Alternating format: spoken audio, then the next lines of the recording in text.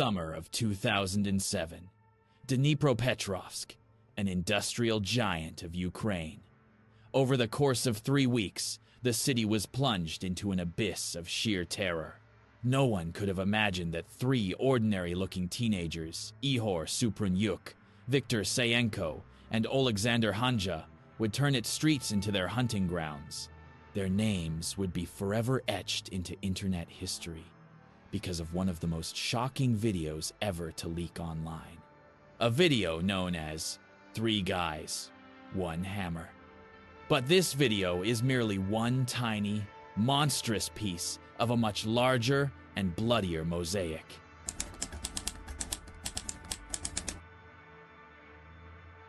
Ihor Suprunyuk, 19 years old. Not just from a wealthy family, he was the son of a high-ranking prosecutor. Viktor Sayenko, 18 years old. His father was the personal pilot of the former president of Ukraine, Leonid Kuchma. Alexander Hanja, 17 years old.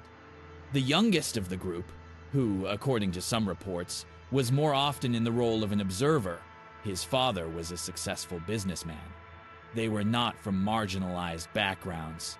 They belonged to the so-called golden youth of Dnepropetrovsk, the city's elite. But their world was one of violent computer games, online forums, and, as investigators would later establish, an interest in Satanism and a destructive subculture. They were not deprived materially, but their souls were empty. Their privileged status likely instilled in them a sense of impunity. They were searching for thrills that could prove their own power and superiority over the mundane. And they found the most monstrous way.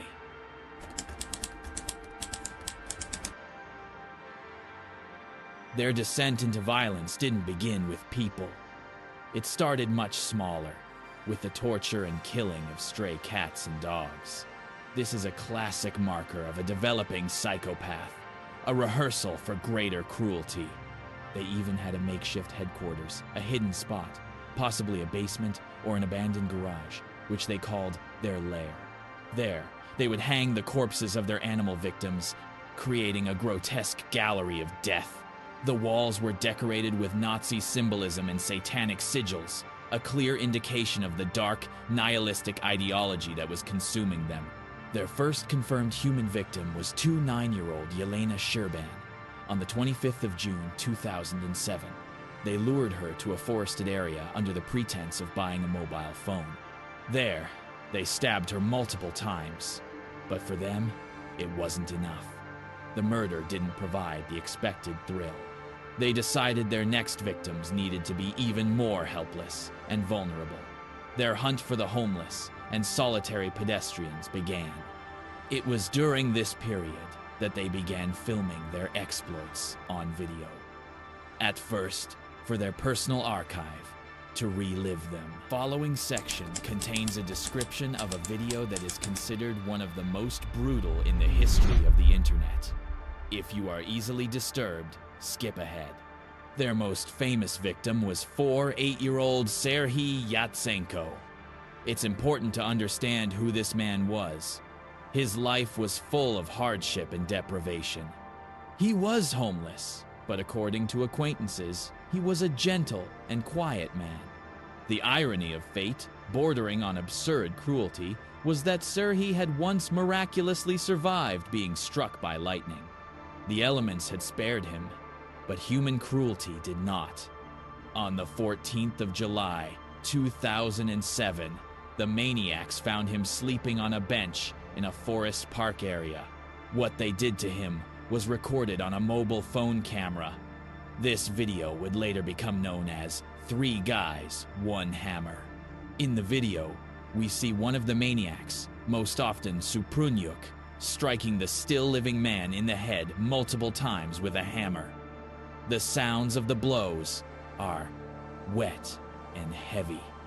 The second participant, Sayenko, uses a screwdriver to stab the victim in the eye socket and abdomen.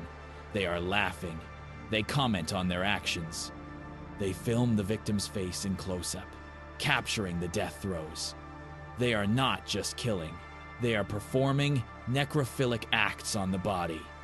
The video ends as they cover the victim's head with a plastic bag and continue the beating. A man who had survived the strike of nature's electrical force was brutally murdered by those who possessed not a shred of humanity. This is not a staged performance. These are not special effects. This is the documentary footage of a real, cruel murder. For them, it was entertainment, a trophy. For the entire world, it is proof of an unimaginable depth of depravity. They were ultimately undone by their own overconfidence. They began committing their crimes using Ihor's same car, a Daewoo Nexia.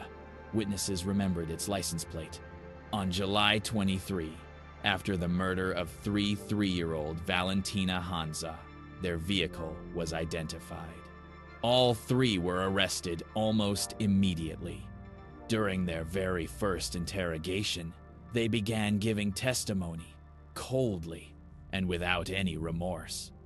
Ihor Suprunyuk even stated that he wanted to cleanse the city of hobos and other social garbage, referring to people like Serhiy Yatsenko.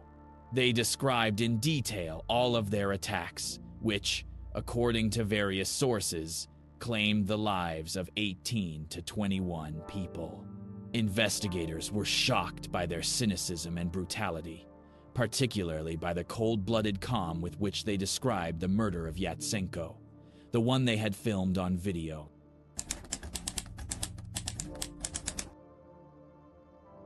The court found Ihor Suprunyuk and Viktor Sayenko guilty of a series of murders and sentenced them to life imprisonment.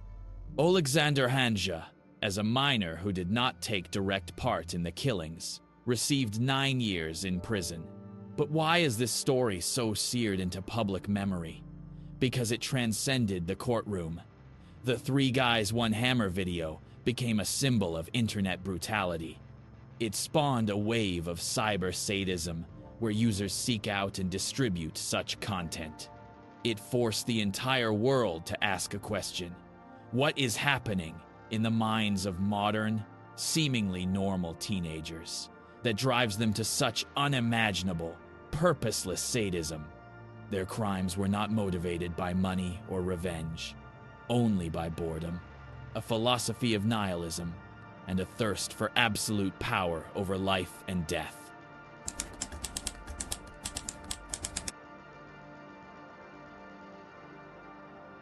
The Dnepropetrovsk Maniacs were not monsters from fairy tales. They were a product of their environment, their time, and their own dark pursuits. Their story is a chilling reminder that evil often wears the most ordinary face. It can live next door, attend the same school as you, and seek thrills in the darkest corners of the internet. But, most alarmingly, their case turned out not to be an endpoint, but rather a precedent. Just 3 years later, in 2010, the cruelty repeated like an echo thousands of kilometers away from the Dnipro River in Irkutsk. Two young men, Artyom Anufriv and Nikita Litkin, inspired by the example of Suprunyuk and Sayenko, carried out a series of attacks on homeless and elderly people, also filming their crimes on video. This eerie parallel proves that the virus of sadistic, purposeless brutality can be contagious. The story of Anufriv and Litkin is a separate, no less shocking chapter in the chronicle of modern Russian serial killings, and we will definitely dedicate a separate, detailed video to it on this channel. The memory of the victims of the Dnepropetrovsk massacre will remain a tragic testament to human cruelty, which, unfortunately, defies any logical explanation. It only finds new followers.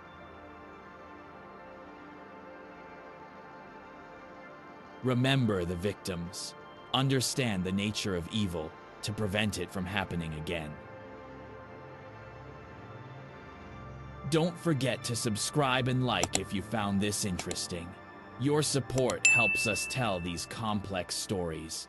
See you again.